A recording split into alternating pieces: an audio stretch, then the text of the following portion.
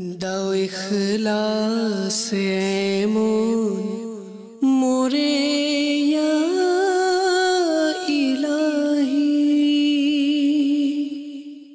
আলহামদুলিল্লাহি রাব্বিল আলামিন ওয়াসসালাতু ওয়াসসালামু আলা সাইয়্যিদিল মুরসালিন আম্মা বা'দ ফাআউযু বিল্লাহি মিনাশ শাইতানির রাজিম বিসমিল্লাহির রহমানির রহিম।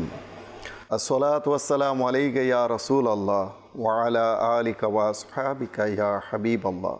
আসসালাতু ওয়াসসালামু আলাইকা ইয়া নবিয়াল্লাহ ওয়া আলা আলিকা ওয়া আসহাবিকা ইয়া নূরাল্লাহ।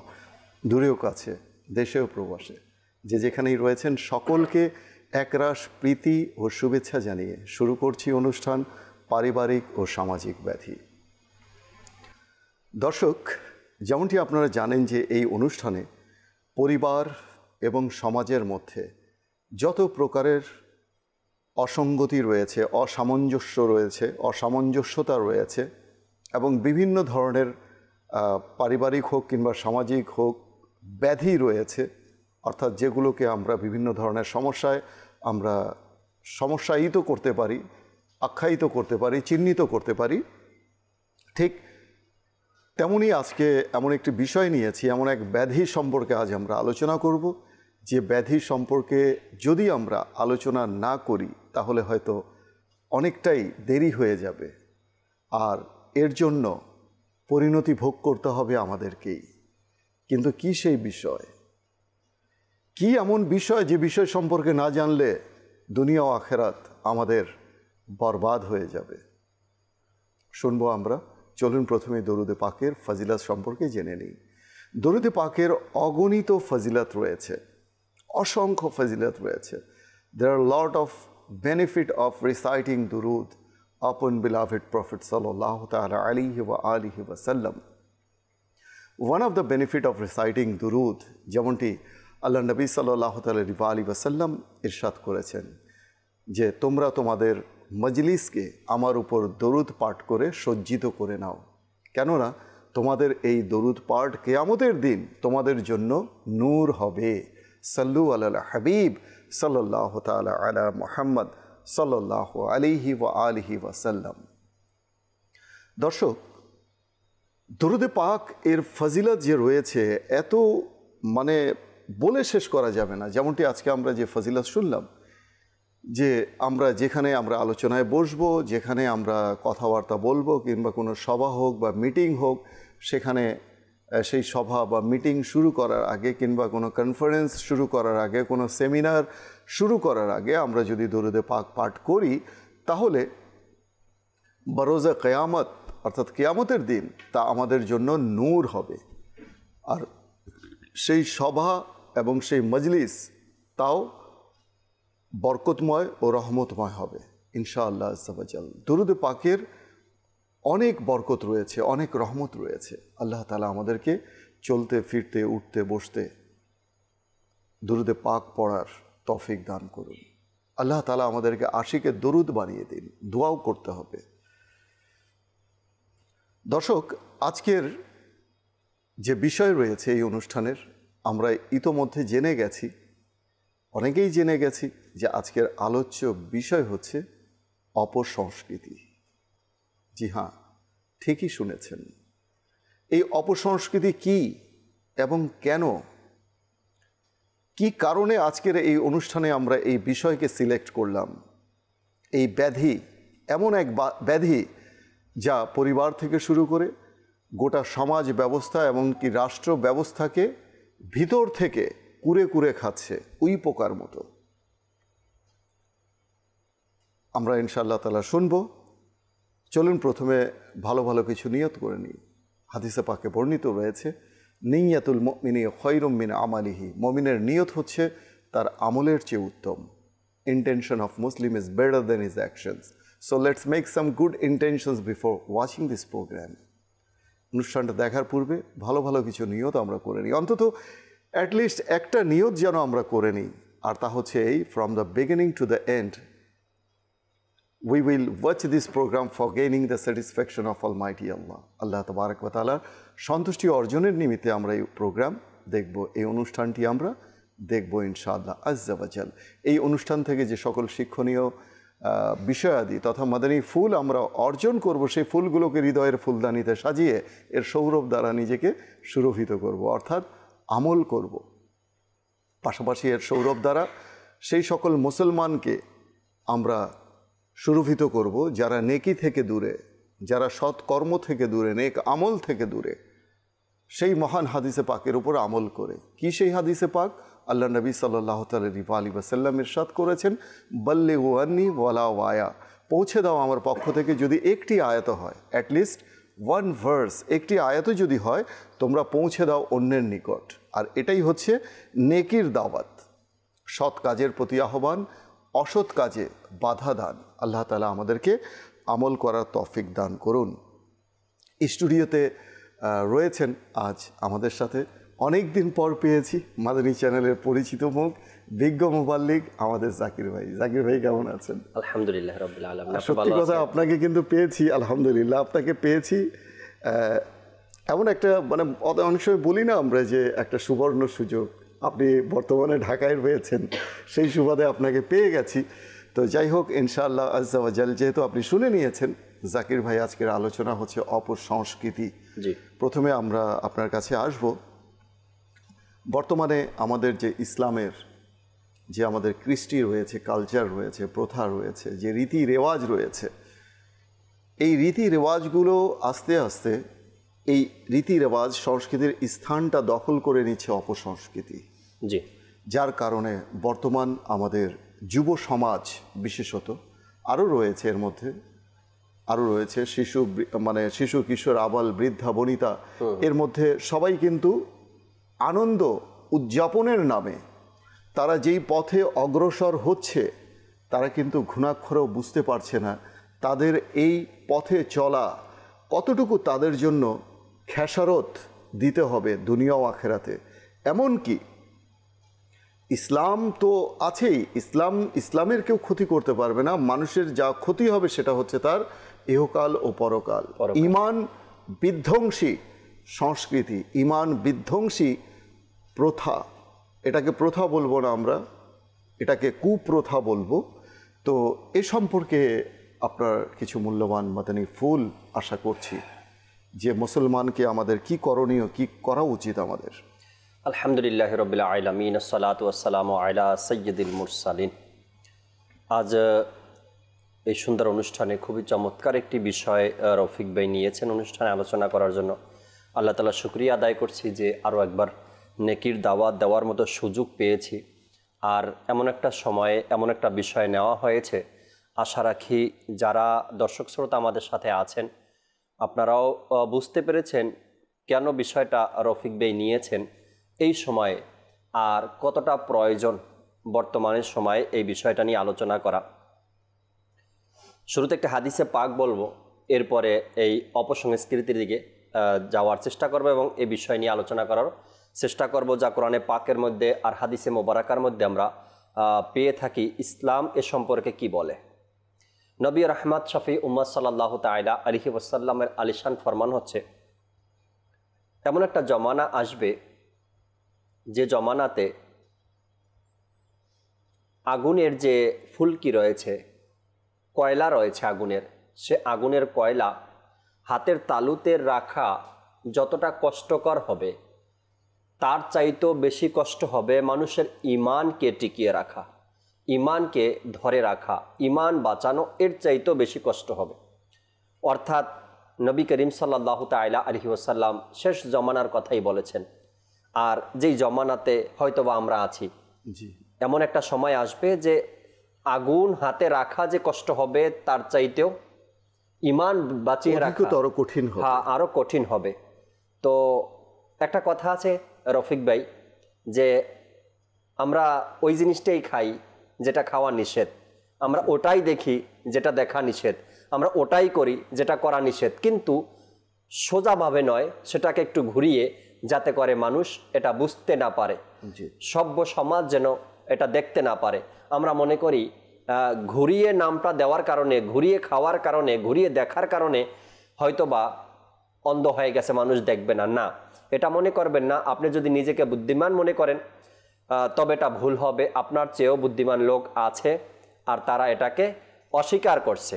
এখন আসি অপসংস্কৃতি এবং সংস্কৃতি। আসল কথা হলো রফিক ভাই, যদি এক কথায় আমি বুঝাই, তবে সংস্কৃতি হলো মানুষের আচরণের সমষ্টি। মানুষের আচরণের সমষ্টি হলো সংস্কৃতি। এখন এর উল্টাটা যদি দেখি আমি, এই সংস্কৃতি যেটা হলো আচার আচরণ রীতি রেওয়াজ যে রয়েছে এটাই। এখন যদি আমরা ইসলাম যেটাকে হ্যাঁ বলে, ইসলাম যেটাকে ওকে করে, ইসলাম যেটা সমর্থন, ইসলাম যেটা বলছে করার জন্য, সেটা যদি হয় তো সেটা আমাদের জন্য সংস্কৃতি। আর যদি এটার বিপরীত হয়ে যায়, এটা ইসলামের শরীয়তের বিরুদ্ধে হয়ে যায়, ইসলাম যেটাকে না বলছে সেটা হয়ে যায়, ইসলাম যেটাকে সাপোর্ট করছে না সেটা হয়ে যায়, তখনই মনে করতে হবে এটা অপসংস্কৃতি, যা ইসলামের সাথে কোনো সম্পর্ক নেই। এখন একটু চিন্তা করে দেখি, এখন এই অপসংস্কৃতির মধ্যে কি কি পড়তে পারে। ওলামা ইকরাম যারা বয়ান করেন, যারা কোরআন হাদিস আমাদেরকে বোঝান, যারা জুমাতে খুতবা দেন, তারা কিন্তু ইসলামের দিক নির্দেশনাগুলো আমাদেরকে দিয়েই থাকেন প্রতিনিয়ত। আলহামদুলিল্লাহ, মাদানী চ্যানেলও আমাদেরকে জানায় যে কোনটা অপসংস্কৃতি আর কোনটা সংস্কৃতি, কোনটা আমি করব আর কোনটা মুসলমানের জন্য করাটা ঠিক হবে না। এই দুইটা পার্থক্য, দুইটা পথ কিন্তু আলহামদুলিল্লাহ ওলামায়ে আহলে সুন্নাতও দেখান, মাদানী চ্যানেলও আমাদেরকে দেখাচ্ছেন। আমি একটা দিন নির্ধারণ করলাম, যে দিনের মধ্যে হয়তো আমার বড় ভাইয়ের জন্মদিন, আমার বাবার জন্মদিন হতে পারে বা আমারও জন্মদিন হতে পারে, আর এই দিনটাকে উদযাপন করা, পালন করা, এখানে যদি ইসলামের দৃষ্টিকোণ থেকে ভালো কিছু হয়, কোরআনে পাকের তেলাওয়াত হয়, মিলাদ মাহফিল হয়, নাতে রসুল হয়, সালাতু সালাম হয়, দোয়া হয়, ইসলাম এটাকে সাপোর্ট করে। আমরা আসবো ইনশাল্লাহ কি করণীয় রয়েছে সে সম্পর্কে। দর্শক, দেখছি অনুষ্ঠান পারিবারিক ও সামাজিক ব্যাধি। আজকের আলোচ্য বিষয় হচ্ছে অপসংস্কৃতি। আপনি বিশ্বাস করবেন কিনা জানি না যে মানুষ মরে যাওয়ার পর, আর এটাই হচ্ছে ফ্যাক্ট, একবারও বান্দা সুবহান আল্লাহ পাঠ করতে পারবে না। কেননা মৃত্যুর পর আমল করা যায় না, সেখানে হচ্ছে ফল ভোগের স্থান, বীজ বপন করতে হবে এই দুনিয়াতে। তো আমরা যদি চাই যে কিছুটা নেকি অর্জন করে নিই, কিছুটা সওয়াব কামিয়ে নেই, তাহলে without any hesitation, without any thinking আমরা এই প্রোগ্রামটাকে শেয়ার করে দিই। মুসলমানকে গুনাহ থেকে বাঁচাই, মুসলমানকে বিপথগামী হওয়া থেকে বাঁচাই, মুসলমানকে জাহান্নামে যাওয়া থেকে আমরা বাঁচাই। এটা অনেক বড় আপনার নেকির দাওয়াত হবে, আপনার জন্য অনেক বড় অবদান হবে মুসলমানকে জাহান্নাম থেকে বাঁচানোর জন্য। এই অনুষ্ঠানটা আসুন আমরা শেয়ার করি, লাইক করি, কমেন্ট করি। ইনশাল্লাহ আমাদের আমল নামায় অফুরন্ত নেকি লিপিবদ্ধ করা হবে ইনশাআল্লাহ আজ্জা ওয়া জাল। কিছু কল রয়েছে, আমরা কল শুনবো। জি, কল শুনিয়ে দিন। আমার নাম মোহাম্মদ তানভীর, ঢাকা থেকে বলছি। এই অনুষ্ঠানে আমার জানার ছিল অপসংস্কৃতির ছবল থেকে যুব সমাজকে কিভাবে রক্ষা করা যায়, বিস্তারিত জানানোর অনুরোধ রইল। মাশাআল্লাহ, অপসংস্কৃতির ছবল থেকে কি করে যুব সমাজকে রক্ষা করা যায়, খুবই গুরুত্বপূর্ণ প্রশ্ন। আমরা পরবর্তী কলে যাব। নেক্সট। আমার বাড়ি চট্টগ্রাম। আমি আপনাদের অনুষ্ঠান পারিবারিক ব্যাধি নিয়মিত দেখার চেষ্টা করি এবং দেখে আসতেছি। আমি আলহামদুলিল্লাহ অনেক ভালো লাগতেছে, অনেক কিছু শিখতে পারতেছি আমরা পারিবারিক বিষয়ে, অনেক সমস্যার সমাধানও হচ্ছে। আলহামদুলিল্লাহ আমি অনেক উপকৃত হচ্ছি, আমাদের পরিবারের সকলে উপকৃত হচ্ছে। মাশাআল্লাহ, আল্লাহ তাআলা আমাদের সবাইকেই উপকৃত হওয়ার তৌফিক দান করুন। এই মাদানী চ্যানেল নিঃসন্দেহে আমাদের জন্য অনেক বড় এক নিয়ামত। আর যে ব্যক্তি নিয়ামতের কদর করবে না, একসময় সেই নিয়ামত তার কাছ থেকে কেড়ে নেওয়া হবে, এমন যেন না হয়। আমরা এই মাদানী চ্যানেলকে দেখব না, বরং দেখব ইনশাআল্লাহ দেখাবো সবাইকে।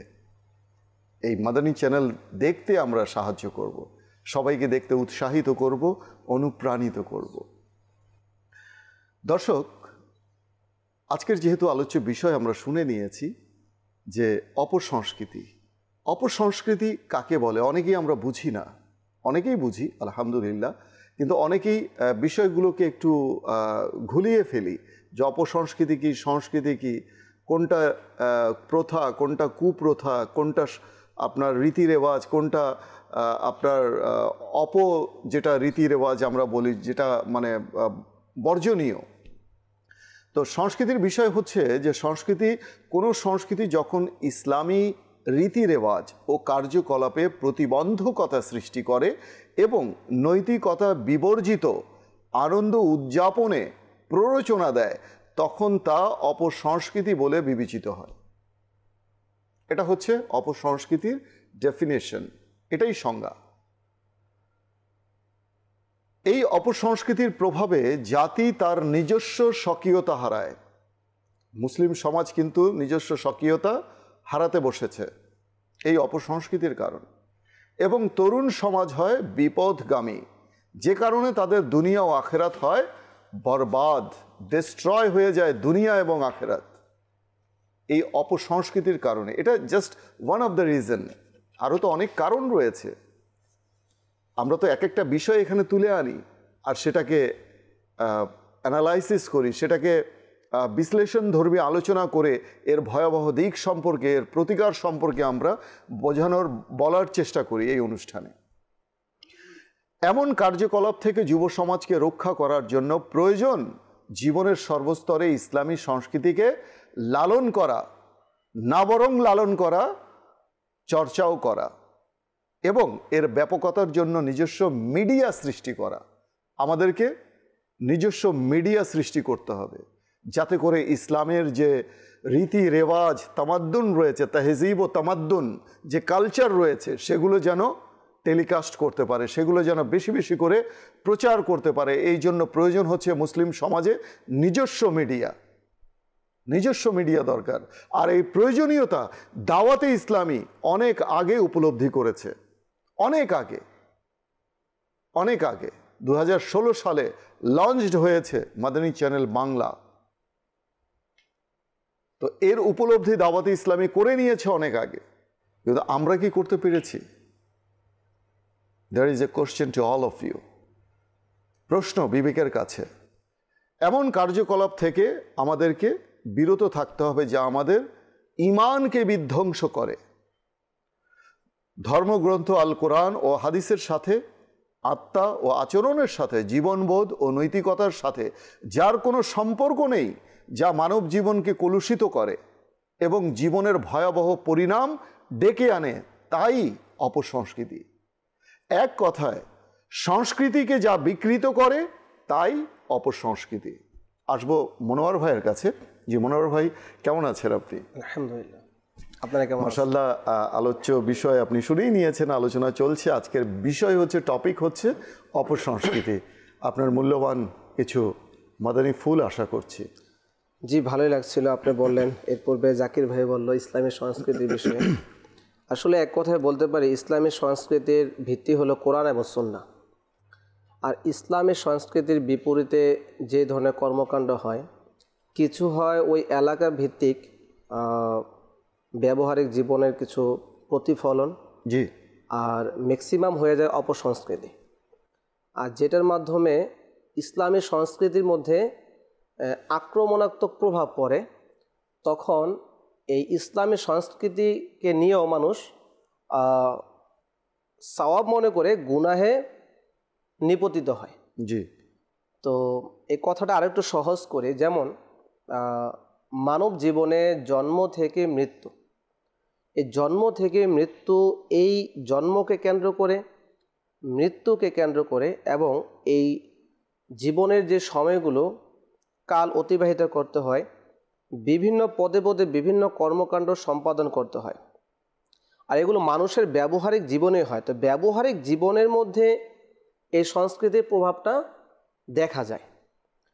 তো জন্ম এর বিষয়ে যদি আলোচনা করি, আমাদের এখন বর্তমানে দর্শকও উপলব্ধি করেছেন যে জন্মবার্ষিকী পালনের যে অতিরঞ্জিত অনেক কাজ, যেটা আমাদের পশ্চিমা কালচার থেকে এসেছে, তো এগুলোর মধ্যে অতিরঞ্জিত অনেক কাজ এমন হয়েছে যেটার মধ্যে মিথ্যা পাওয়া যায়, ধোঁকা পাওয়া যায়, অপচয় পাওয়া যায়। আর মুসলমানদেরকে শরীয়ত বিরোধী কারণ ছাড়া কষ্ট দেয়া পাওয়া যায়। আমি প্রায় 4টা কারণ বললাম, এছাড়া যদি দেখা যায় আরও অনেক কিছু পাওয়া যায়। বান্দার হক নষ্ট করা পাওয়া যায়, এভাবে অনেক কিছু। তো তার মানে এক একটা কবিরা গুনাহ দিয়ে এখন আমার সেই জন্মোৎসব পালনের ভিত্তিটা দাঁড়িয়েছে। এখন এই সব কারণে অনেকে একেবারেই বলে দেয় জন্ম উৎসব উপলক্ষে কোনো কিছু করাই যাবে না, নাজায়েজ, বেদাত ইত্যাদি। আবার এক শ্রেণীর মানুষ জানে যে শরীয়তের ভিত্তি মূল, এর মধ্যে নিষেধাজ্ঞা নেই, জন্মোৎসব পালন করা যায়, তারাও সেটার প্রতি দলিল দিচ্ছে। আর মাঝখানে কিছু এক শ্রেণীর মানুষ এটা নিয়ে ঠাট্টা তামাশা করে, তোমাদের মধ্যে বিভেদ। আসলে বিভেদ তো আমাদের মধ্যে থাকতে পারে, ইসলামের মধ্যে তো কোনো বিভেদ নেই। রফিক ভাই, জি, ইসলামের যে আদর্শ এটা তো নিট অ্যান্ড ক্লিন, এটা তো খুব স্পষ্ট জি, যে যেই কাজটা শরীয়ত বিরোধী সেটাকে মাইনাস করো, বাকি বৈধ। জন্ম উপলক্ষে শুকরিয়া আদায় করা, 2 রাকাত নামাজ পড়তে কে নিষেধ করবে? সুবহানাল্লাহ। জন্ম উপলক্ষে খাবার বন্টন করা কে নিষেধ করবে? কে নিষেধ করেছে? জন্মদিন উপলক্ষে প্রতিবেশীর মধ্যে উপহার বন্টন করা কে নিষেধ করবে? কেউ করে। জন্ম উপলক্ষে ঘরকে পরিষ্কার পরিচ্ছন্ন করে খুশবুদার করতে কে নিষেধ করবে? জন্ম উপলক্ষে ঘরের মধ্যে আমার আত্মীয় স্বজনকে এনে তাদেরকে মোবারকবাদ জানানো, মিষ্টিমুখ করা কে নিষেধ করবে? আচ্ছা, এখন এই কাজগুলো দর্শকও বলবে হ্যাঁ এগুলো তো কোনো সমস্যা নেই। তাহলে প্রবলেম কি? প্রবলেম ওই জায়গায় যেখানে ইসলামের সংস্কৃতি মাইনাস হয়েছে। ইসলামের সংস্কৃতি কি মাইনাস হলো? এখানে এখন বেলুন আনা হয়। আচ্ছা, বেলুন আনা হলো, বাচ্চারা এটা নাড়াচাড়া করতেছে, এই পর্যন্ত বৈধ। ইচ্ছাকৃতভাবে এখন কি করলো? বেলুনটাকে ফুটিয়ে ফেলা হলো। তো যেটা চলে আসবে অপচয়ের দিকে, আর ইসলাম অপচয় পছন্দ করে না, অপচয় করা হারাম। আচ্ছা, হারাম কাজ প্রবেশ করলো, যার কারণে এখন এটা নিষেধাজ্ঞার মধ্যে চলে আসলো। তারপরে খাবার এনে খাবার ছোড়াছড়ি হয়। জি, খাবারের সম্মান ইসলাম আমাদেরকে শিখিয়েছে। খাবার জমিন থেকে তুলে খাওয়া এটা তো আমার নবীর সুন্নাত, কিন্তু খাবার নিয়ে অন্যকে ছুঁড়ে মারা, খাবারকে বিক্ষিপ্তভাবে ফেলে দিয়ে পিষ্ট করা, এটা ইসলামের সংস্কৃতি নেই। ছড়িয়ে পড়া, প্লেটের চারদিকে পড়ে যাওয়া, তাহলে এটা মাইনাস, এটা অপসংস্কৃতি করতে হবে। তারপরে কি হলো? এখন মানুষদেরকে ডেকে নারী পুরুষ পর্দাহীনভাবে একত্রিত করা, এটা ইসলামের মধ্যে নেই। তাহলে এই কাজগুলি যখন এই জন্মোৎসবে হচ্ছে, তাহলে এই কাজগুলো ব্যাপকতর হচ্ছে বিদায় এক শ্রেণী উলামায়ে কেরাম তাদেরকে এই সতর্কবাণী দেওয়ার জন্য ঢালাওভাবে, প্রকৃত জ্ঞান না থাকার কারণে তারাও বলে দিচ্ছে যে এটা নাজায়েজ। আর এক শ্রেণী মানুষ বলছে না, এটার ভিত্তিটা বৈধ, এবং এর মধ্যে নাজায়েজ যে কর্মকাণ্ডগুলো আছে অপসংস্কৃতি সেটা মাইনাস করে দেই, ইসলামী সংস্কৃতি বাস্তবায়ন করি, তাহলে ইনশাআল্লাহ এটা বৈধ। ঠিক হয়ে যায়। তো এইভাবে যদি আমরা প্রতিটা কাজ দেখি যে আসলে এটা ভিত্তিটা ইসলামের মধ্যে কি আছে, সেটাকে ধরে রাখি, সেটা হবে ইসলামী সংস্কৃতি। আর যখন এর মধ্যে থেকে আমরা সেই নাজায়েজ এবং খারাপ কাজগুলোকে মাইনাস করি, তাহলে সেটা হয়ে যাবে সংস্কৃতি, এবং সেটা লালন পালন করার মাধ্যমে কিন্তু আমাদের মনুষ্যত্বর। খুব চমৎকার বলেছেন। দর্শক, দেখছি অনুষ্ঠান পারিবারিক ও সামাজিক ব্যাধি, আর আজকের আলোচ্য বিষয় হচ্ছে অপসংস্কৃতি। আমরা জানি যে বর্তমান সমাজে যে যুব সমাজ যে পথে ধাবিত হচ্ছে, অপসংস্কৃতির নামে যে বিবর্জিত আনন্দ উদযাপন করছে, তা কতটুকু গ্রহণযোগ্য, ইসলাম তাকে কতটুকু গ্রহণ করে, কতটুকু অনুমোদন দেয়, কতটুকু স্বীকৃতি প্রদান করে, এটাই তো প্রশ্ন। একজন মুসলিম, তাকে প্রতিটি কাজ করা উচিত, প্রতিটি রীতি রেওয়াজ, প্রতিটি উৎসব, প্রতিটি সংস্কৃতি, প্রতিটি প্রথা তাকে এমনভাবে করা উচিত যেটা শরিয়তের সাথে কোনো সাংঘর্ষিক নয়।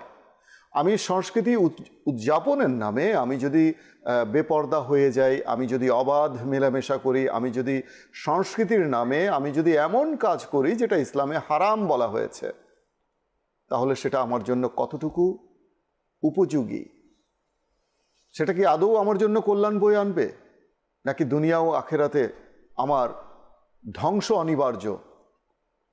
এক তো হচ্ছে ব্যক্তি পর্যায়ে, যখন মানুষ হারামের মধ্যে নিমজ্জিত থাকে, মনোয়ার ভাই, হারাম কাজ করে, সে কেয়ার করে না। অনেকে বলে না, I don't care anything, I don't care anything, I use to do anything what ever I wish.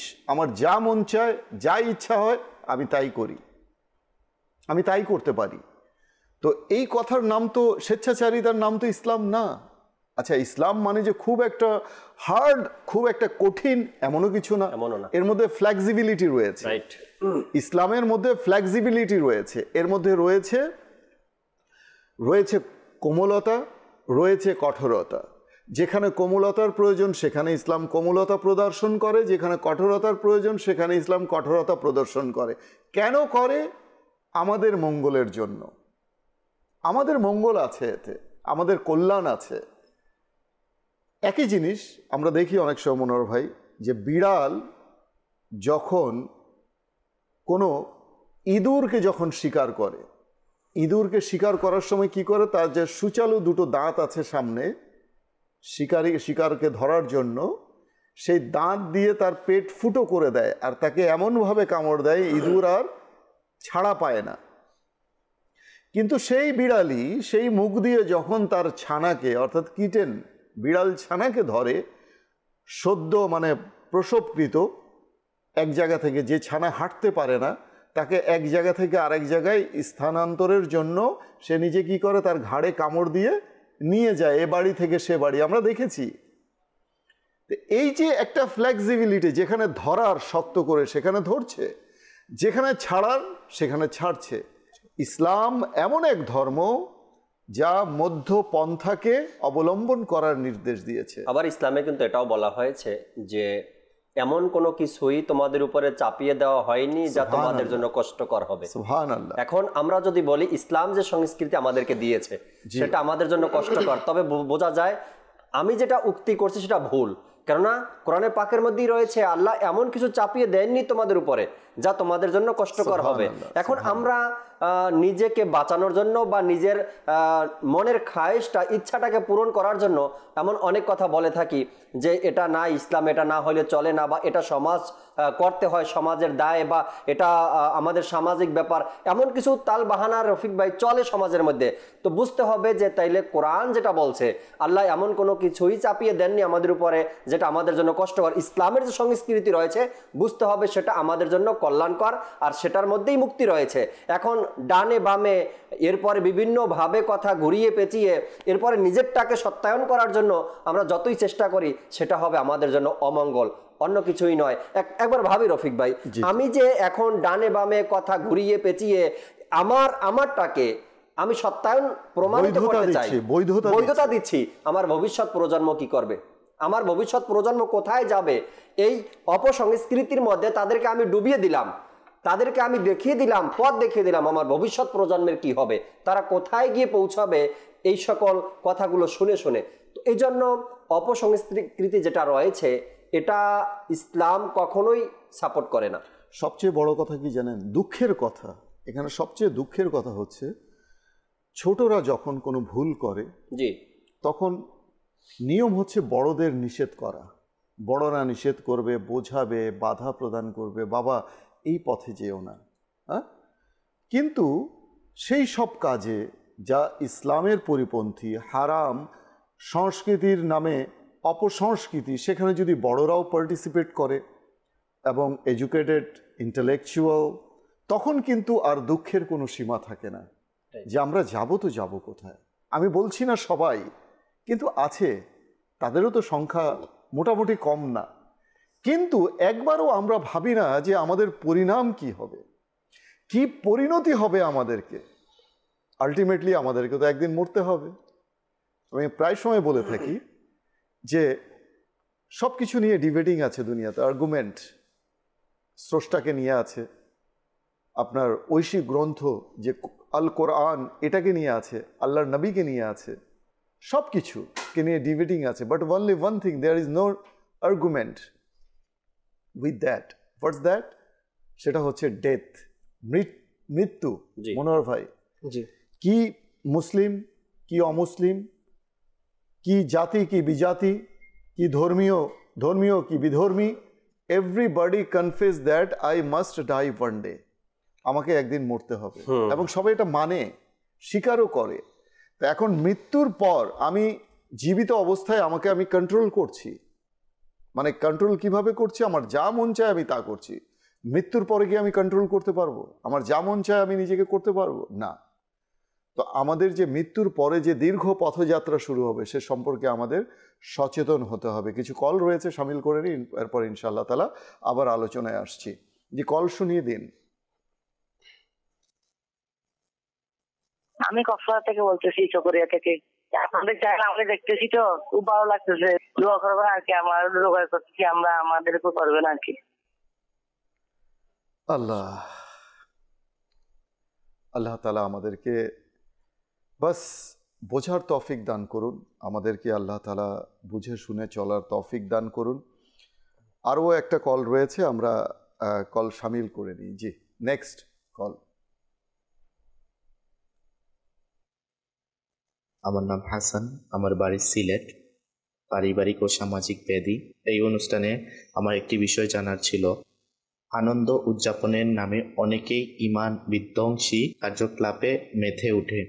সেই দিনগুলোয় আমাদের কি করণীয় রয়েছে, এ বিষয়ে বিস্তারিত জানিয়ে দিলে খুশি হব। মাশাআল্লাহ, খুব চমৎকার প্রশ্ন। আপনার যে দিনগুলো রয়েছে, যে দিনগুলোতে মানে আনন্দের নামে, আনন্দ উদযাপনের নামে মানুষ উচ্ছৃঙ্খলায় মেতে ওঠে, নির্লজ্জতায় মেতে ওঠে, সেই দিনগুলোকে হারাম কাজ থেকে বিরত থাকার জন্য আমাদের কি করণীয় রয়েছে? কিছু তো একটা করতে হবে, রাইট? হ্যাঁ, কেননা কোনো কিছুকে চেক দেওয়ার জন্য বিকল্প একটা ওয়ে থাকা চাই। তো এটা খুব চমৎকার একটা প্রশ্ন। আমরা ইনশাআল্লাহ তাআলা আলোচনা করছি, আরো করব, সঙ্গেই থাকুন। এই বিষয়ে যে দর্শক লাস্ট কল করেছেন, কিভাবে বেঁচে থাকবো, আলহামদুলিল্লাহ আপনি যেটা আলোচনা করছেন, জি এইটার উত্তর দিয়ে নেই, এরপরে আমার ওই বিষয়টা আমি তুলে ধরবো। কেবলা শাইখে তরিকা তামির আহলে সুন্নাত দামাত বারকাতুহুল আলিয়া প্রতি বছর এমন কিছু সময়, এমন কিছু দিন, এমন কিছু রাত আমাদের মধ্যে ভাইরাস হিসেবে আমরা দেখি এটাকে, অর্থাৎ এমনভাবে আমরা ওটাকে নেই, মনে হয় সুস্থে থাকা ব্যক্তিগুলো অসুস্থ হয়ে যায়, এমন একটা অবস্থার মধ্যে। আর ওই সকল রাতগুলোতে কেবলা শাইখে তরিকা তামির আহলে সুন্নাত এবং দাওয়াত ইসলামী ওয়ালারা কিছু প্রোগ্রাম নিয়ে থাকে হাতে। মাদানী চ্যানেলে মাদানী মুজাকারা হয়, না হয়তো ইস্তেমাই জিকর ও নাত মাহফিল হয়, মাদানী চ্যানেলে সরাসরি অনুষ্ঠান হয়, বা বিভিন্ন এলাকাতে দাওয়াত ইসলামের উদ্যোগে বড় কিছু প্রোগ্রাম হয়। আমরা এগুলোর মধ্যে অংশগ্রহণ করি, যাতে করে আমাদের রাতটা শুকরিয়া স্বরূপ আদায় হয়ে যায়, বা ইবাদতের মাধ্যমে আমাদের রাতটা অতিবাহিত হয়ে যায়। আর রফিক ভাই যেটা বলছিলাম আমি শুরুর দিক থেকে একটু আগেই, সেটা হলো গিয়ে আপনি এর মধ্যেই তুলে ধরলেন যে বড়রা যদি ছোটদের এই কাজের মধ্যে, অর্থাৎ আমি একজনকে নেকির দাওয়াত দিব, নেকির দাওয়াত একজনকে দিব, যেমন আমি আপনার বাড়িতে গেলাম বা আপনি আমার বাড়িতে আসলেন আমাকে নেকির দাওয়াত দেওয়ার জন্য। এখন আমার ছোট যারা আছে, অধীনস্থ যারা আছে, তাদেরকে দেখলেন আপনি বিভিন্ন খারাপ কাজের মধ্যে তারা ব্যস্ত রয়েছে। এখন আপনি চাইবেন বা আমি চাইবো ওই এলাকার বা ওই ঘরের একজন বুঝদার ব্যক্তিকে আমি আগে ধরি, তাকে আগে আমি বুঝাই, ভাই আপনার ঘরে, আপনার এলাকায়, আপনার সমাজে যেই কাজগুলো হচ্ছে এটা কিন্তু ইসলাম সাপোর্ট করে না, বা ইসলাম বিরোধী কাজ হচ্ছে, বা এই কাজগুলো করা নিষেধ করা হয়েছে। এখন আমি যাকে দিয়ে কাজটা শুরু করব, সেই তো ওই কাজের মধ্যে লিপ্ত। এমন একজন ব্যক্তিকে দরকার, এমন একজন মানুষকে দরকার, যাকে নিয়ে আমি এই গুনাহের কাজের বাধা দিব, নেকির প্রদান করব। গিয়ে দেখি সেই লোকটা নিজেই ওখানে আবদ্ধ রয়েছে। ছোট্ট একটা উদাহরণের মধ্যে রফিক ভাই, যে কোনো এক ব্যক্তি গেলেন কোনো এক অফিসের মধ্যে চাকরি নেওয়ার জন্য, তা সে যত দিনে লেখাপড়া শেষ করেছে তার চিন্তা একটাই ছিল, আমি ঘুষবিহীন চাকরি নিব, কোনো টাকা পয়সা না দিয়েই আমি চাকরি নিব, সেটা যেখানেই হোক আর যত ছোটখাটো চাকরি হোক না কেন। শেষ পর্যন্ত সে একটা সংবাদ পেল যে ওই অফিসের মধ্যে চাকরি নেওয়া যায় যেখানে কোনো টাকা পয়সা দিতে হয় না। সে যখনই অফিসারের সামনে গেল, সর্বপ্রথম যে কথাটা ছিল অফিসারের তার সাথে, সেটাই ছিল টাকার ব্যাপারে, লেনদেনের ব্যাপারে। তো সে উঠে দাঁড়িয়ে গেল, আমি যাকে বিশ্বাস করে এই পর্যন্ত আসলাম, সেই তো আমার কাছে টাকা চেয়ে বসলো। অর্থাৎ যাকে বিশ্বাস করে আমি নেকির দাওয়াতটা শুরু করলাম, যাকে উদ্দেশ্য করে নেকির দাওয়াত দিব, সেই নিজে এই খারাপ কাজের মধ্যে ব্যস্ত রয়েছে। এর জন্য নেকির দাওয়াত দেওয়া ছেড়ে দিব না আমরা, কিন্তু আমার দিকে সমাজ তাকিয়ে আছে, এই মানুষটা ভালো কিছু করবে বা তাকে দিয়ে ভালো কিছু আশা করে সমাজ, সেই সমাজের খারাপ কাজের মধ্যেই যদি ভালো মানুষটা লিপ্ত থাকে। শুধু এটা অপসংস্কৃতি না রফিক ভাই, বিভিন্ন সাইড থেকে দেখেন একজন ভদ্রলোক, শিক্ষিত লোক, যার দিকে সমাজ তাকিয়ে থাকে মনোহর ভাই, পরবর্তীতে দেখা যায় ওই লোকটাই ওই সকল কাজের সাথে ব্যস্ত। বরং লিড দিচ্ছে। জি জি জি, যার উপরে ভরসা করে সমাজ তাকিয়ে আছে, ভবিষ্যৎ প্রজন্ম যার দিকে তাকিয়ে আছে, এর দ্বারা কিছু আশা করা যায়, অথচ সেই এই কাজের সাথে জড়িত।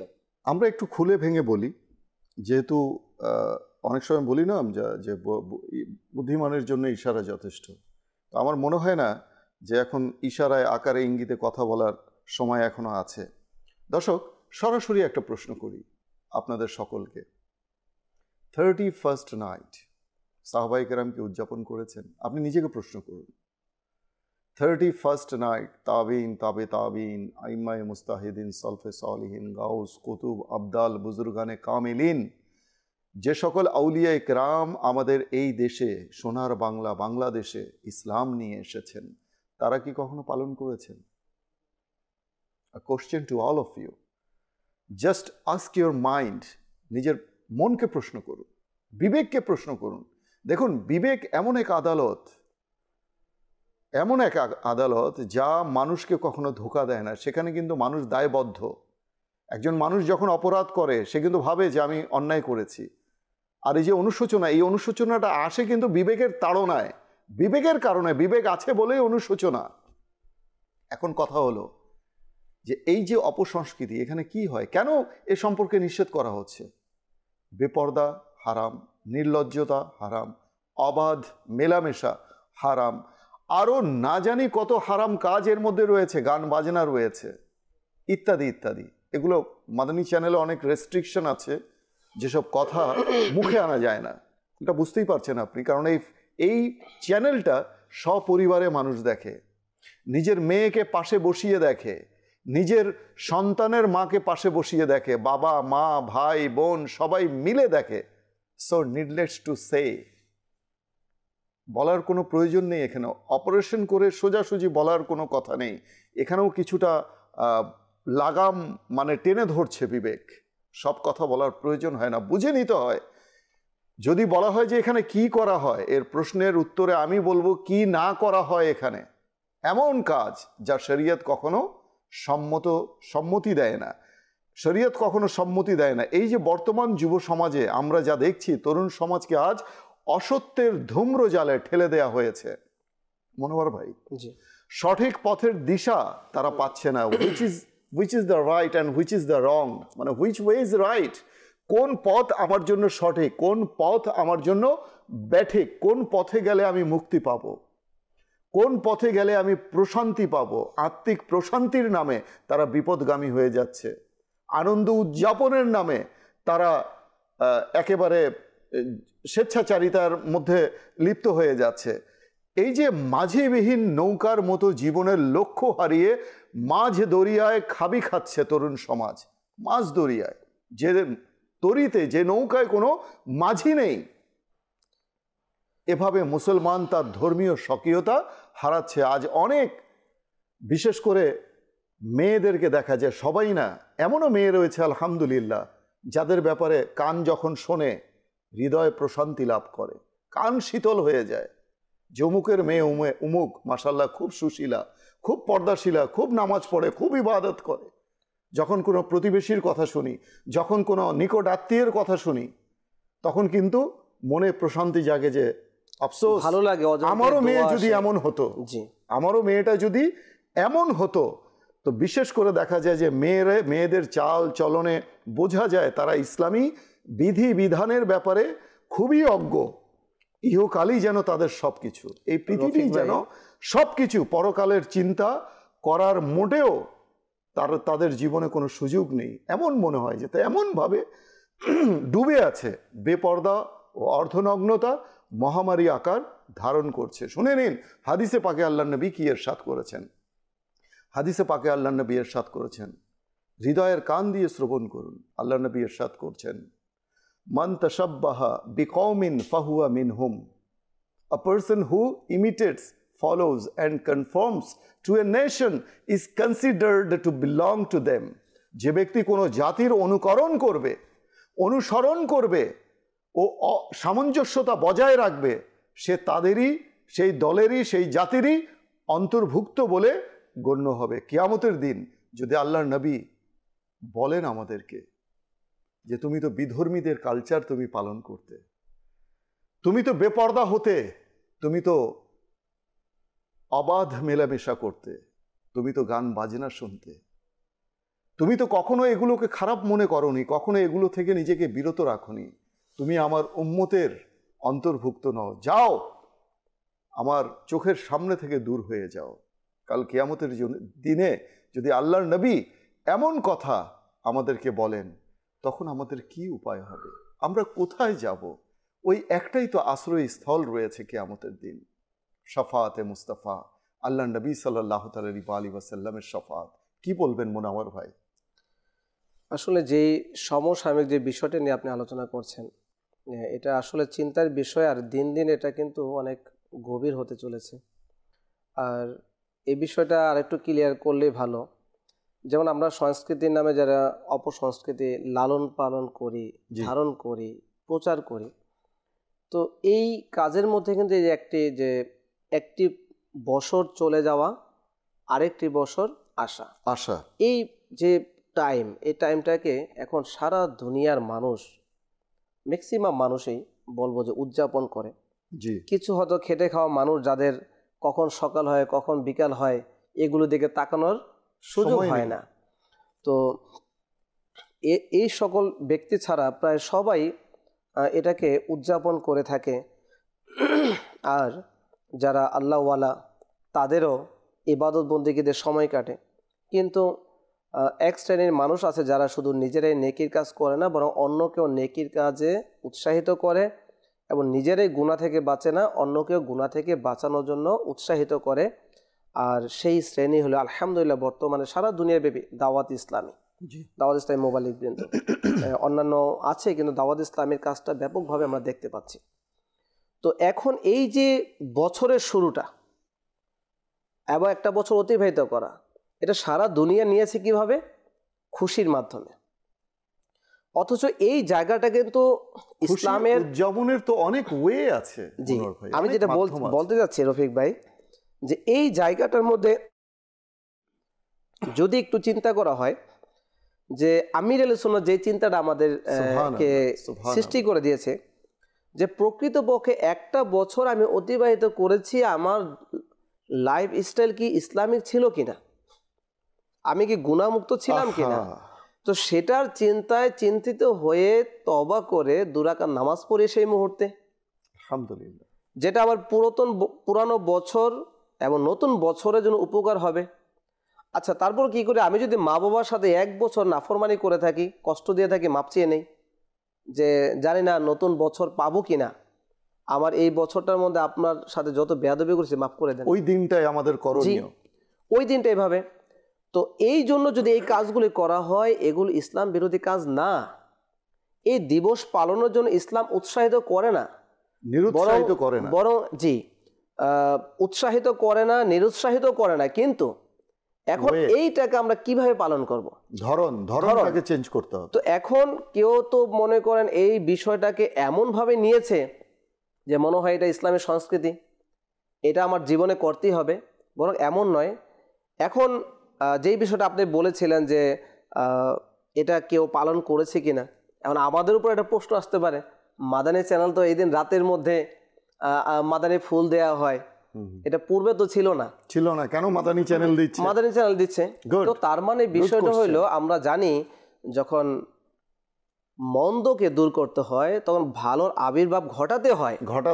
আর যখন অন্ধকার থাকে, আপনি অন্ধকার সারা দিন বলেও যাবে না যতক্ষণ পর্যন্ত আপনি আলোর ব্যবস্থা না করবেন। ঠিক তেমন ফেরাউন ধ্বংস হয়নি যতক্ষণ পর্যন্ত আল্লাহ পাক মুসা আলাইহিস সালামকে আগমন না করিয়েছেন, নবুয়তের প্রকাশ না ঘটিয়েছেন। তো কিছু কাজ আছে যেটা ইসলামে নিষেধাজ্ঞা নেই এবং পালন করার জন্য উৎসাহিত করা হয়নি। তো উলামায়ে কেরাম সেই কাজগুলোকে মুবাহ হিসাবে আখ্যায়িত করেছেন, এবং সেটাকে যদি কেউ ইসলামের সংস্কৃতি দিয়ে সাজিয়ে আমল করে তার জন্য ইবাদত হয়ে যাবে। আর যদি সেটাকে অপসংস্কৃতি গুনাহ দ্বারা সে পালন করে, সেটা নাজায়েজ গুনাহ হয়ে যাবে। তো এই বিষয়গুলো ইসলামের মধ্যে আছে, নীতি নির্ধারণ করা আছে। আচ্ছা, এখন আমি রফিক ভাই একটা কথা বলবো, যেটার ভিত্তিটাই যদি হয় গুনাহ দ্বারা, সেটা তো ইসলাম কখনো সমর্থন করে না, কখনোই না। সেই সংস্কৃতি হলো যেটাকে এপ্রিল ফুল ডে বলা হয়, যেটার ভিত্তিটাই হলো ধোঁকা প্রতারণা, মিথ্যা কথা ইত্যাদি দ্বারা। তো ইসলাম এবং এই দিনে কি নির্মম ঘটনা ঘটেছিল, নির্মম ঘটনা যেহেতু সময় কম মুসলমান জানে না, জি সেদিকে আমরা যাব না, কিন্তু আমরা বলছি যে সামগ্রিকভাবে রেজাল্ট যেটা, এটার ভিত্তিটা কিসের?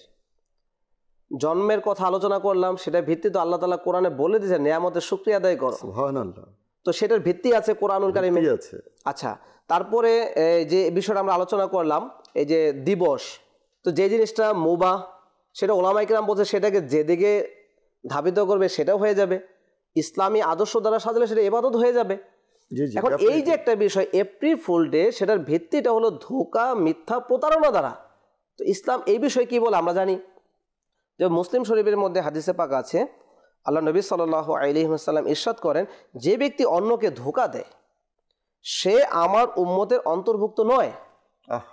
তারপর মিশকাত শরীফের মধ্যে হাদিসে পাকটি আছে, অপর একটি হাদিসে পাক প্রিয় নবী সাল্লাল্লাহু আলাইহি ওয়াসাল্লাম ইরশাদ করেন, অভিশপ্ত ওই ব্যক্তি যে কোনো মুমিন ব্যক্তির ক্ষতি সাধন করে কিংবা তাকে ধোঁকা দেয়।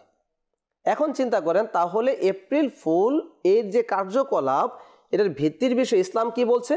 এটার ভিত্তিটাই গুনাহ, ভিত্তিটাই চিন্তার বিষয়, জাহান্নামে নিক্ষেপকারী কাজ, হারাম কাজের উপর। তার মানে আপনি এই দিবসটা পালন করার ক্ষেত্রে ইসলাম প্রথমে আপনাকে কিন্তু সীমানা দেখিয়ে দিয়েছে যে এটার মধ্যে কোনো অপশন নেই, কোনো মুসলমানকে ধোঁকা দেয়া।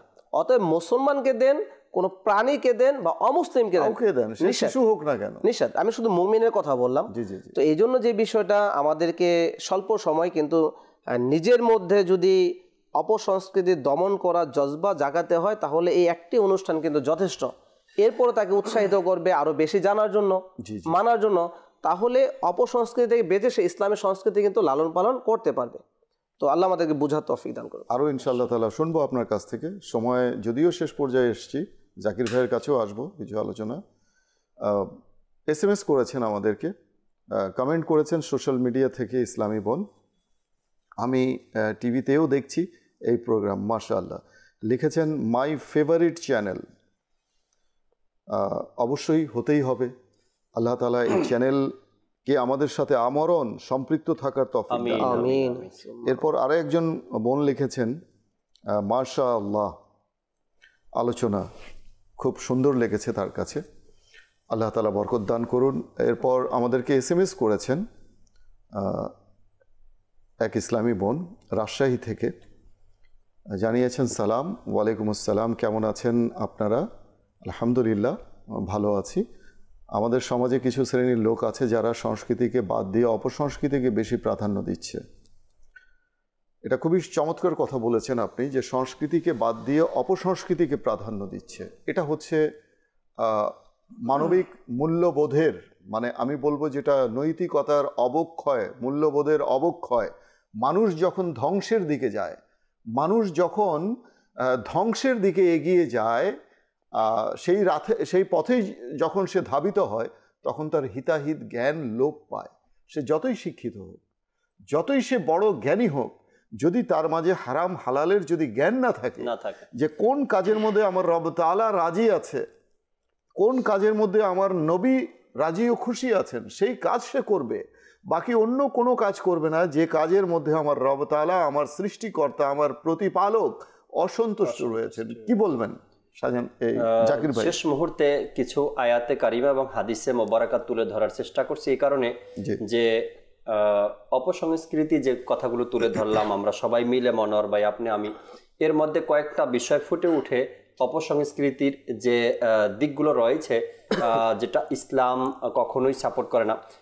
সূরা বনী ইসরাইলের 26 এবং 27 নম্বর আয়াতের মধ্যে আল্লাহ তাবারক ওয়া তাআলা ইরশাদ করেন, আর কিছুতেই অপব্যয় করবে না, যারা অপব্যয় করে তারা শয়তানের ভাই এবং শয়তান তার প্রতিপালকের প্রতি অতিশয় অকৃতজ্ঞ। সূরা বনী ইসরাইলের আয়াতে কারিমা, এখানেও অপচয়ের ব্যাপারে বলা হয়েছে। এরপর বলা হয়েছে সূরা আরাফের 31 নম্বর আয়াতে আল্লাহ পাক ইরশাদ করেন, তোমরা আহার করবে ও পান করবে কিন্তু অপচয় করবে না, তিনি অপচয়কারীকে পছন্দ করেন। অর্থাৎ আল্লাহ তাআলা অপচয়কারীকে পছন্দ করেন না। আর এই অপচয় বিষয়টা যদি দেখি আমরা, তবে ওই সকল অনুষ্ঠানে বা ওই সকল কাজের মধ্যে, ওই সকল অপশনের মধ্যে অপচয় বিষয়টাই বেশি দেখা যায়। এরপরে আরেকটি বিষয় রফিক ভাই, সেটা হলো গিয়ে আল্লাহ নবী সাল্লাল্লাহু তাআলা আলাইহি ওয়াসাল্লাম যেটা আজ থেকে ১৫০০ বছর ১৪০০ বছর পূর্বে ইরশাদ করেছেন, আজ দেখা যায় অপসংস্কৃতি এভাবে আমাদেরকে ঘিরে ফেলেছে যেটা গান বাজনা ছাড়া মুক্তিই নেই, একেবারে মুক্তি পাচ্ছেই না। এ ব্যাপারেও দুইটি হাদিস না, এর সাথে কিন্তু নিত্য যোগ, জি জি অনেক কিছুই আছে। তো এ ব্যাপারে হাদিসে পাকের মধ্যে আল্লাহ নবী সাল্লাল্লাহু আলাইহি সাল্লাম ইরশাদ করেছেন, গান মানব অন্তরে নিফাক সৃষ্টি করে, যেমন পানি রবি শস্য উৎপাদন করে। রুহুল আমিনের মধ্যে এটি রয়েছে। অন্য এক হাদিসে পাকের মধ্যে হুজুর সাল্লাল্লাহু আলাইহি সাল্লাম ইরশাদ করেছেন, গান বাদ্য শ্রবণ করা কবিরা গুনাহ এবং গানের অনুষ্ঠানে বসা ফাসিকি আর এর দ্বারা আনন্দ অনুভব করা কুফর। এটাও বলেছেন আল্লাহ নবী সাল্লাল্লাহু আলাইহি সাল্লামের হাদিসে মোবারকার মধ্যে। আরও একটি বিষয় যেটা আমরা শুনতে পারলাম আজকের অনুষ্ঠানে আলোচনার ক্ষেত্রে, মুমিনদেরকে কষ্ট দেওয়া, এ ব্যাপারেও আল্লাহ নবী সাল্লাল্লাহু তাআলা আলাইহি ওয়াসাল্লামের খুব সুন্দর ইরশাদে কারিমা রয়েছেন, যে ব্যক্তি অন্যকে ধোঁকা দেয় সে আমার উম্মতের অন্তর্ভুক্ত নয়।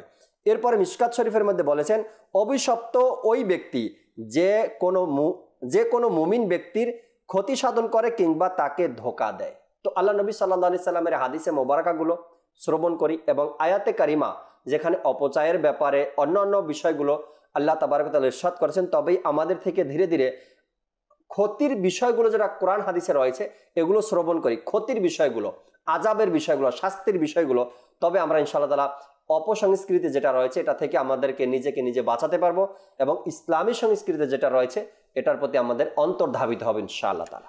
দর্শক, যদি প্রশ্ন করা হয় যে তুমি কি মৃত্যুর পর মুসলিম রীতি রেওয়াজ অনুযায়ী কবরস্থ হতে পছন্দ করবে, নাকি তুমি চাইবে যে তোমার দেহটাকে পুড়িয়ে দেয়া হোক, নাকি তুমি চাইবে যে এমন কোনো ধর্মের বিধিবিধান অনুযায়ী তোমাকে দাফন করা হোক যা ইসলামের সাথে দূর দূর পর্যন্ত কোনো সম্পর্ক নেই? কোন অপশনটা আমরা চুজ করব? নিঃসন্দেহে আমরা সেটাই চুজ করব যেটা আমাদের জন্য কল্যাণকর, ইসলাম যেভাবে আমাদেরকে শিখিয়েছে, তাই নয় কি? তো কাজেই এই যে দুটো অপশন আমাদের সামনে, দুটো গন্তব্য রয়েছে, একটা হচ্ছে জাহান্নাম, একটা হচ্ছে জান্নাত। আমরা তো জান্নাতে যেতে চাই, আশাও বেঁধে আছি, আশা নিয়ে বুক বেঁধে আছি যে জান্নাতে যাব। কিন্তু একবার নিজের কর্মকাণ্ড কার্যকলাপের দিকে তো একবার তাকাই যে আমি যে কাজগুলো করছি সে কাজ দিয়ে, সে আমল দিয়ে আমি কি জান্নাতে যেতে পারবো? একবার ভাবি। যেহেতু সামনে দিনগুলো আসছে, বিশেষ করে যে নির্ধারিত দিনগুলো রয়েছে, আমরা জানি এগুলো বারবার মেনশন করার কোনো প্রয়োজন নেই। তো এই দিনগুলোকে আমাদেরকে গুনাহ থেকে বিরত থাকতে হবে। জি মনোহর ভাই, সময় একেবারে কম, 2 মিনিট। কোনো জি, ইসলামী সংস্কৃতি যেমনভাবে মানুষকে সুসংহত করতে পারে, তেমনইভাবে অপসংস্কৃতি কিন্তু মানুষকে সমূলে ধ্বংস করে দিতে পারে। জি, তা আমাদের এই সময়ে একটি কথাই বলবো, একজন সাহাবায়ে কেরাম এর মৃত্যু যখন সন্নিকটে তখন সে জানতে চাইল আল্লাহ নবী সাল্লাল্লাহু আলাইহি ওয়াসাল্লামের কাছে, ইয়া রাসূলুল্লাহ সাল্লাল্লাহু আলাইহি ওয়াসাল্লাম, আমার মৃত্যু যেহেতু সন্নিকটে আমি কি কাজ করব? What to do now? আমার নবী সাল্লাল্লাহু আলাইহি ওয়াসাল্লাম বলেন, ইলমি দ্বীন হাসিল করে। আল্লাহু আকবার। এখন চিন্তা, এই বর্তমান অপসংস্কৃতির সংস্কৃতি হালাল হারাম বোঝার জন্য আমাকে ইলমে দ্বীন, জ্ঞান অর্জনের বিকল্প নেই। আলহামদুলিল্লাহ, দাওয়াত ইসলামী আলিম হওয়ার জন্য, জ্ঞান অর্জন করার জন্য জামিয়াতুল মদিনা খুলেছে, নাইট জামিয়াতুল মদিনা খুলেছে যারা সময় পায় না, এবং দাওয়াত ইসলামের বিভিন্ন কোর্সের মাধ্যমে, নামাজ কোর্স, তারবিয়াতি কোর্স, বিভিন্ন কোর্সের মাধ্যমে সেই জ্ঞানগুলো শিক্ষা দিয়ে যাচ্ছে। তা আমাদের উচিত দাওয়াত ইসলামের সাথে যোগাযোগ করে এই ইলমি দ্বীনের এত সুন্দর প্ল্যাটফর্মে নিজের ফায়দাটা অর্জন করে নেয়। দর্শক, অনুষ্ঠানের শেষ পর্যায়ে চলে এসেছি। জানি না কতটুকু আমরা আলোচনা করতে পেরেছি, কতটুকু আপনাদেরকে উপকার আপনাদের দ্বারগোড়ায় পৌঁছতে পেরেছি। আল্লাহ তাআলা বাস আমাদেরকে বোঝার তৌফিক দান করুন, এতটুকুই দোয়া করতে পারি যে আল্লাহ আমাদেরকে বোধ শক্তি দান করুন। দেখা হবে ইনশাআল্লাহ পরবর্তী সপ্তাহে নতুন কোনো বিষয় নিয়ে, অন্য কোনো বিষয় নিয়ে। সে পর্যন্ত সবাই ভালো থাকুন, সুস্থ থাকুন, আর হ্যাঁ, মাদানী চ্যানেল দেখতে থাকুন। আল্লাহ তাআলা আমাদের সবাইকে আমরণ মাদানী চ্যানেলের সাথে আমাদের যে সম্পর্ক রয়েছে, রুহানি সম্পর্ক, স্পিরিচুয়াল রিলেশন রয়েছে, এটাকে আরও বেশি কম্প্যাক্ট করার আল্লাহ তাআলা তৌফিক দান করুন। সাল্লু আলাল হাবিব সাল্লাল্লাহু তাআলা আলা মুহাম্মদ সাল্লাল্লাহু আলাইহি ওয়া আলিহি ওয়াসাল্লাম। দাও ইখলাসে এমন মোরে